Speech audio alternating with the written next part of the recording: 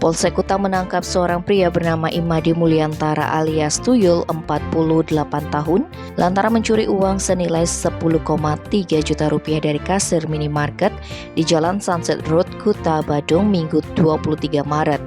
Kapolsek Kuta Kompol Yogi Pramagita didampingi Kasihhumas Polresta Denpasar, AKP Iketut Sukadi menerangkan peristiwa itu bermula ketika pelaku masuk ke tempat kejadian perkara untuk berbelanja. Tapi pria yang bekerja sebagai security lahan kosong ini melihat kasir tidak ada penjagaannya. Tuyul yang masih mengenakan seragam kerja itu pun bergerak ke bagian kasir dengan cara berjongkok. Kemudian dia membuka laci yang tidak terkunci dan mengambil satu gepok uang berjumlah 10,3 juta rupiah. Uang itu dimasukkan ke saku celananya lalu segera melenggang pergi.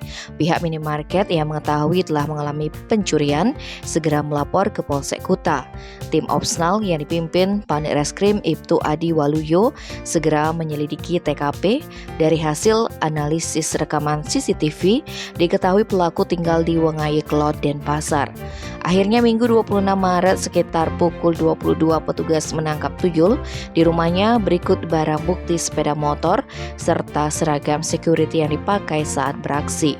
Saat diinterogasi, pelaku mengaku uang hasil mencuri sudah disetor ke rekening bank miliknya.